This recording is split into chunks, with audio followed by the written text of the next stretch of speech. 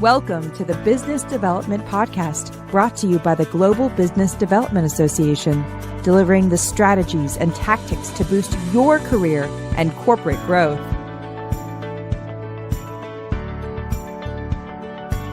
Hello, BD pros, and welcome to the podcast called What is Business Development? Brought to you by the Global Business Development Association. And today, wouldn't you wish life could be a little bit easier as a business developer, as an entrepreneur, building your business, scaling your operations, and growing exponentially? Wouldn't that be great if you could just find those magic levers to pull and grow your business with a lot less effort? Well, today we're going to talk about that with Dr. Vili Abraham. And Dr. Abraham is a fantastic guest who's been on this show before with us.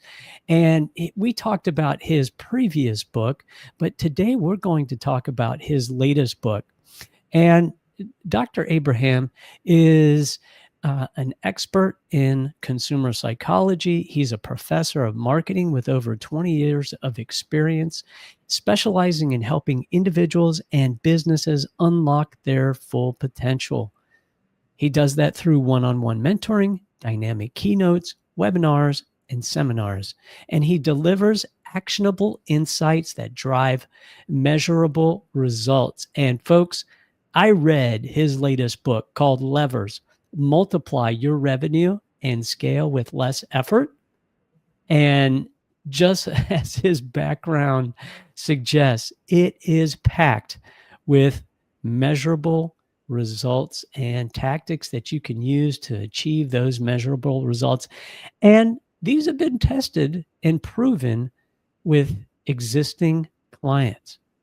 Over 10,000 businesses, over 1,000 plus industries. You'll learn how to escape the hustle trap and unlock scalable growth without more grind. You'll align product pricing and position to trigger automatic profit lifts. Turn bottlenecks into multipliers instead of roadblocks. You'll apply growth models used by the world's most profitable companies. Install reinforcing systems that compound even when you're not working.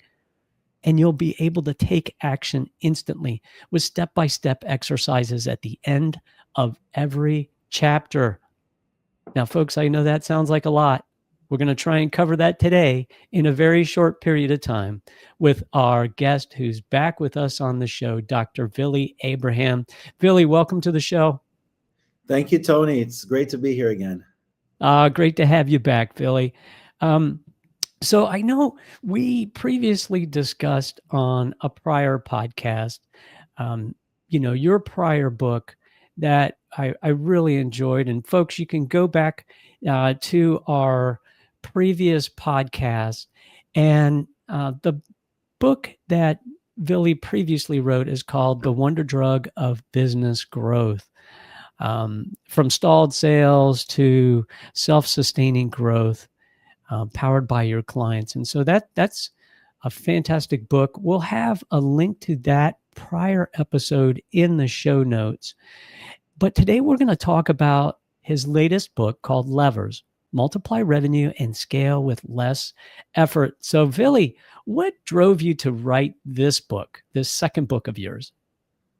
Well, my co-author is Jay Abraham, and most of the material on which I based the book, we wrote it together, is on Jay's experience working, as you mentioned, with over 10,000 clients in 1,000 industries, and the experience that I have gathered over the last 20 years. So we packed both of our experience, and we decided to give it a unique perspective, because what we did in this book is we took the industry experience that Jay has, and he has over 50 years of experience. We combined it with the experience that I have, but we looked at it through the lens of science, and we gave scientific backing to practically each one of the levers that we mentioned, and we'll go in depth. There are tangible levers and intangible levers.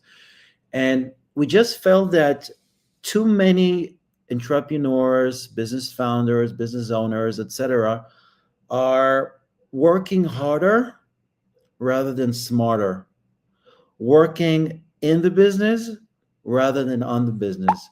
And we wanted to make this transformation because we want people to use the technology that we have today. We have so many AI agents, so many technologies that can do the mundane stuff.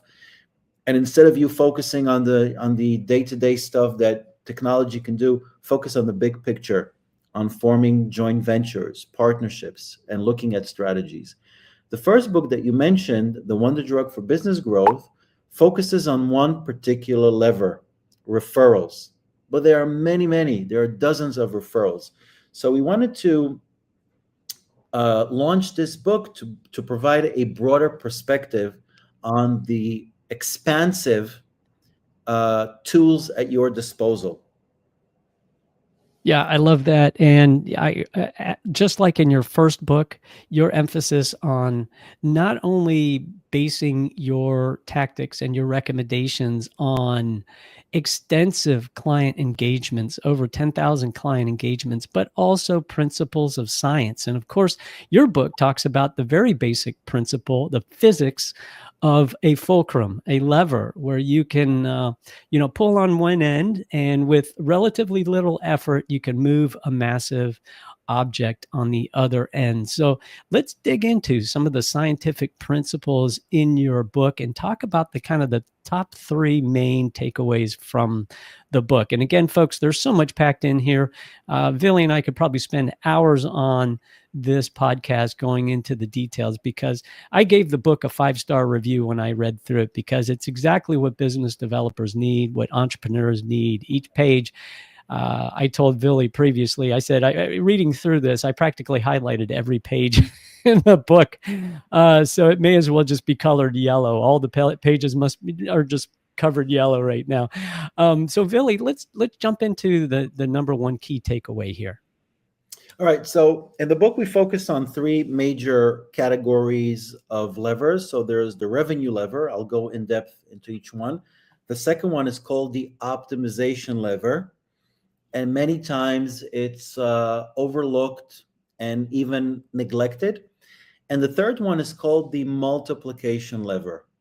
Now, it's important to understand that there are, if we zoom out for a second, there are basically 2 types of levers. There are the tangible levers and intangible levers. Okay, so tangible levers could be, anything you can see. So, for example, it could be the way your product looks. It could be the guarantee that you provide. It could be the book description, or the description of your product, right? Anything that could be seen and that is physical. And the intangible ones are things like technologies. It could be relationships. It could be anything that is not seen to the naked eye, but is nonetheless a significant lever. And one of the major levers that is overlooked is relationships. Now, many times we lean towards looking at our marketing environment as one comprised of many, many competitors and rivalries, right? And we just look at this as if, we're fighting each other and who's going to be number 1. But I think that the right way to look at your marketing environment is to see it as an ecosystem, and to see how you can complement each other in order to be more successful in what you're doing. So I think one of the biggest challenges, and something that I highly recommend our viewers to think about, is what company, what influencer, what endorser, it could be an actor, it could be a basketball player, it could be anyone, I can join forces with in order to take advantage of the trust and credibility that person has with an audience. To create trust, it's something that takes years. And you can create it in 5 minutes by joining forces with the right person. And that could be the difference between incremental growth, grinding 2%, 5%. Exponential growth is 30 plus easily. And it's done by, if you look at 3 ways to grow your business, there are 3 basic ways to grow your business. So one is generating more clients, right? That's the most obvious one. The second one is increasing the purchase frequency. And the third one is increasing the value of each one of the purchases, right? The transaction value. Now, if you just increase each one by 10%, your revenue does not increase by 30%, it increases by 33%. And it's very simple. Look, if you have 10 clients, generate one more. That's 10% increase. If they buy $100 on average, get them to buy 110. Okay. And instead of generating 10 clients a month, generate 11 clients. And that's the easiest way to achieve exponential growth. But that's only with 10%. If you increase it to 20%, the revenue increase will not be 60%, but it will be 72.8%. And it's proven mathematically and scientifically. If you increase it to 50%, it's around 200 plus. So it's very simple to create exponential growth. You just have to change your mindset and think about things differently. Sure. I love what you said and a couple of things there, and I just want to unpack them if I may.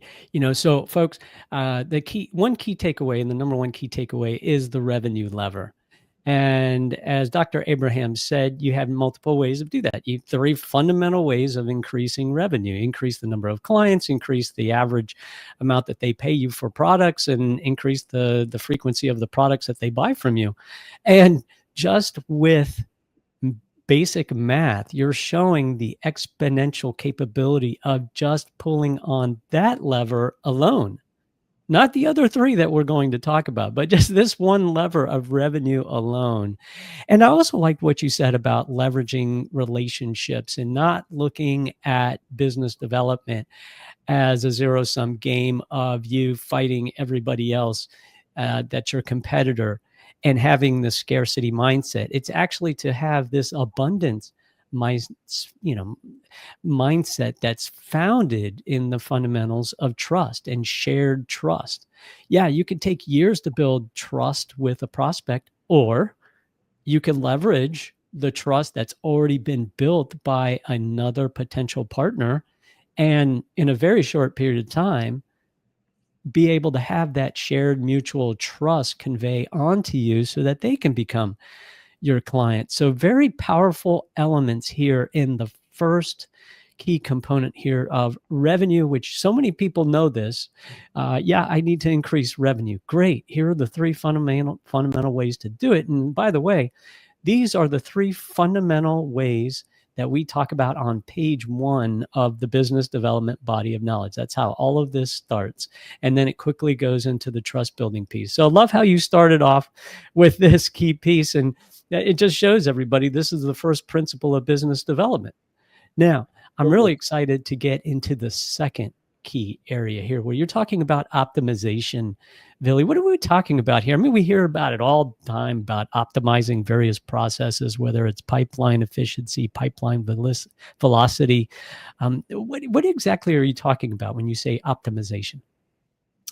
Well, when we talk about optimizations, we're talking about adjustments and tweaks that you can make to different aspects of your business management. So, for example, if you look at marketing, right?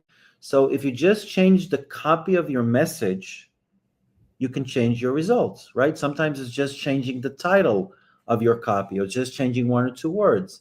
It could be changing the picture. I mean, if you look at Netflix, for example, they have thumbnails and they change all the time. And the reason that we see different thumbnails when we access Netflix at different instances is because they're optimizing, they're testing to see what catches your eye more. So it could be the copy, it could be the price.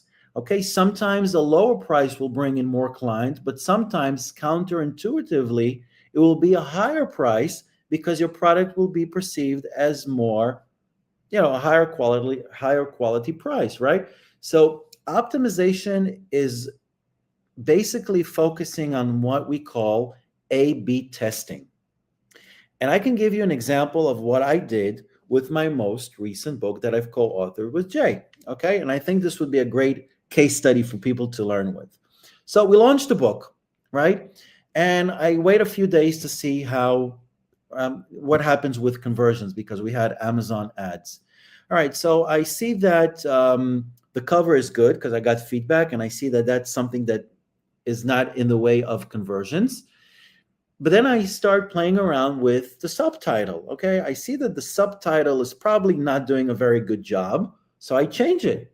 And then I see that I get more clicks and more people buying it. But I'm not getting the results I expect because it's a great book, like you said, right? So the next thing I try to optimize is the description. I change the description probably 5 or 6 times. And every time checking whether I'm getting more click-through rates and more conversions. Once I was okay and satisfied with the book description, I went to the other thing I wanted to optimize, the A+ content. So I played around with that. So I changed things around. I mean, the optimization process, we launched the book about a month ago, and the whole month I was just optimizing. Now, wait, that's not the end. After I optimized the A+ content and the book description and the title and subtitle, etc., I started optimizing the ad copy. All right, and seeing which one brings in more clicks. So I, I have colleagues who launch books, and unfortunately they just, they launched a book and they said it's great, so probably, people are going to buy it, they're going to be standing in line, right? And it doesn't work that way. You have to always optimize. You have to believe in your product, you have to believe in your service, and if it's really good and you do the optimizations with the prices, sometimes it's even the packaging of the product. In the case of the book, it's the cover. Sometimes it's just the one thing that can make the difference between no sales or low sales and exponential growth.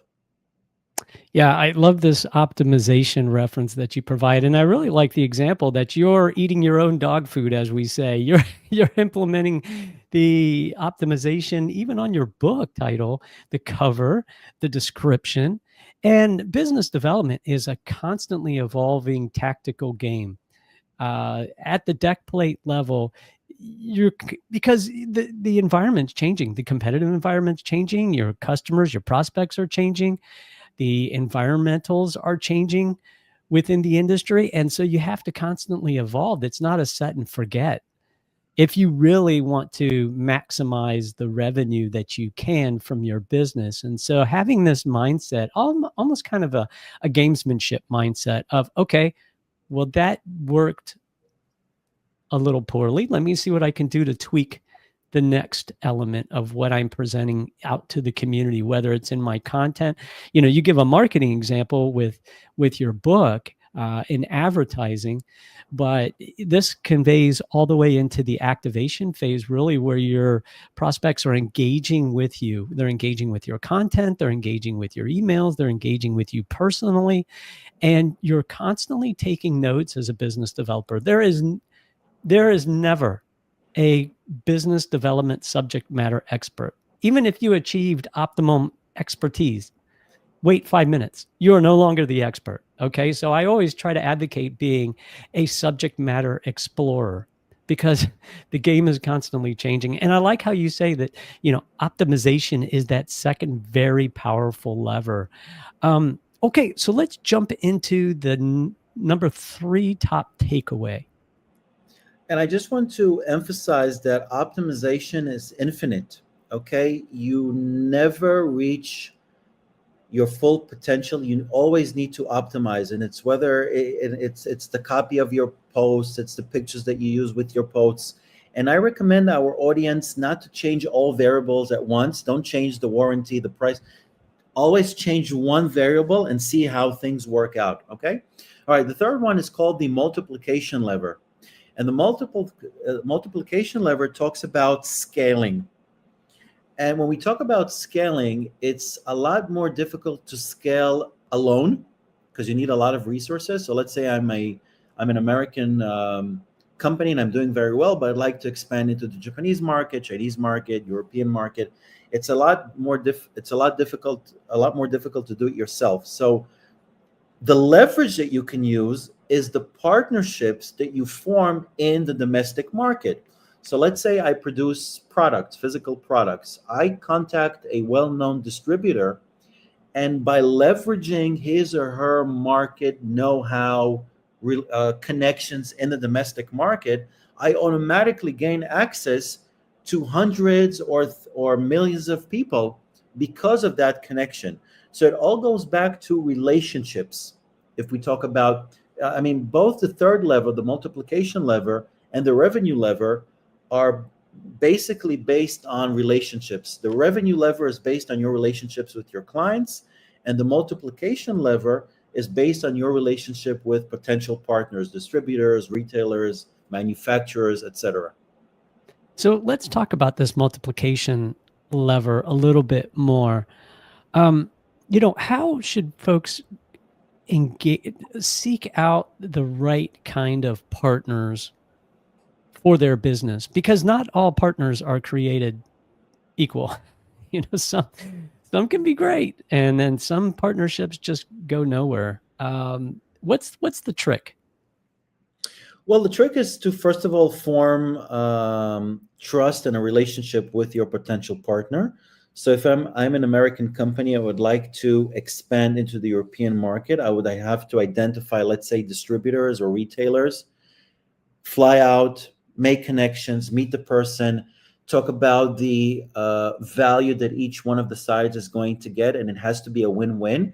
And I believe that if it's a win-win situation and the other party understands that he or she can make a profit and there's no risk, you can say, you don't have to invest anything. You just get a share of profits. It lowers the potential risk. All right, it's a risk reversal strategy. That's another strategy that we can also talk about in leverage. And once that's done, and you decrease the level of fear, concern, hesitation, and you reciprocate in a way that sounds logical and does not require too much effort on the other side, I think that's your gateway to a great relationship. But of course, sometimes relationships fail. So you need to look for, other options. You should always have other options. But I think if you go about it in the right way, you go out there, you don't just do things via Zoom or telephone call, but you go, you meet the person, you spend a few days together, and you make your choices correctly. You choose the right person by meeting him or her in person. That can increase the chances of success substantially. Now, you mentioned this risk reversal concept. What could you go into a little bit more detail about what that means? Yeah, well, if we go into consumerism, many clients are risk averse. All right, it means that they say, well, there's a new product on the market, but the price is a bit high. There's no social proof. There are no reviews, or there are very low number of reviews.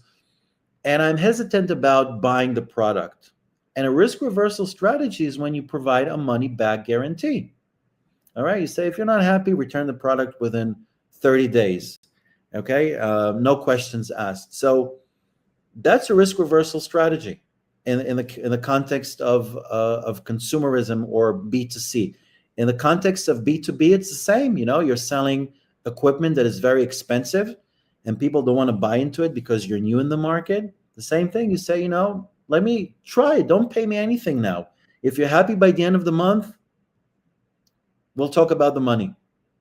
Okay. And, I guess that conveys on to the partnerships too, right? I mean, if you can create a risk reversal environment with your partners where there really is no risk to them as well. If you're configuring your pricing and your product delivery model based on a risk reversal concept, and you're conveying that onto your partners, well, your partners don't see any risk as well, particularly to their trust. The trust that they've created with their clients will not be impacted. So I like how you introduced everything about the concept of trust and trying to figure out as you're pulling on the multiplication levers is how can you leverage the trust of your partners without creating risk for them to the trust that they've created with their clients and their prospects. I think that's really a key takeaway here is trying to wrap trust and trust risk mitigation throughout those relationships. That's pretty powerful. All right, let me summarize here real quickly the 3 things that we talked about. And then if I miss something else you'd like to add on about the book, please do so, Billy. But folks, here are the top 3 takeaways. The first one is revenue, pulling on that revenue lever. And we all know about this as business developers, as entrepreneurs. You have these 3 key components of increase the number of your customers, increase the average amount they pay for each of your products, or increase the number of products that they buy from you. And that one fundamental lever is obvious, perhaps to many, but it's subtle in how you actually implement that lever and pull on it. The second one is optimization, and optimization never stops. It's a continually in process improvement game, constantly looking at what you can do to optimize your pricing, optimizing your go-to-market strategy, optimizing your products themselves, whether it's the quality, whether it's what you say about your products, your content. It's a constant improvement game because the community is constantly changing. And then finally, it's the multiplication lever. Pulling on that multiplication lever by leveraging your partnerships with those who have existing customers and extensive trust built with those customers, where you can leverage that trust and go to market quickly with your partners for success, especially when you have a risk reversal tool that you can implement with your partners where the risk is low, if not zero, for your customers and for your partners. Billy, what else did I miss about the book that you would like to share with folks? Well, I think we covered the most fundamental parts of the book, because there are 16 chapters, so we cannot possibly go into all of them in the short time that we have. But my message to our audiences and BDs is, don't work harder, work smarter. Learn how to pull the right lever in order to grow exponentially and not incrementally. And remember that there are tangible levers and intangible levers, but most of them are related on are based on trust and the right relationships that you create with your clients or business partners. Yeah, work smarter, not harder, and use those levers, the revenue, the optimization, the multiplication levers. And those spell ROM, kind of like read-only memory, which is used to start up any device that's a computer device. And you can do that to not only start up your business, but scale your business. And I'll give you one other big lever that you can pull. Go to Amazon and pull the lever that says levers. It's Billy's book. It's on Amazon, and you can find it there. I found it and gave it 5 stars because it is jam-packed with tactics. Today, we talked about the high-level concepts, but when you grab that book, I found it to be extensive with the number of tactics that you can implement, and it goes into extensive detail. Billy, always a pleasure to have you on the show. How can folks follow your work, connect with you, and engage with you? They can find me on LinkedIn, Dr. Villy, Villy, Abraham, Abraham. I'm also on Instagram, on Facebook. They can also follow me on Amazon. Very soon, I'm going to have a 3rd book released. So if they follow me on Amazon, they'll be able to get notification of that. And wow. Well, okay. That's breaking news, folks. I didn't even know about that. So I can't wait to read the 3rd book that's coming out. And of course, we would love to have you again back on the podcast. Billy, thank you so much for joining us again. And we look forward to talking to you again sometime soon. Thank you for having me, Tony. Thank you for listening to the Business Development Podcast. Join our free community of corporate partners and business development professionals advancing the art, science, and ethics of the business development profession at gbdassociation.org.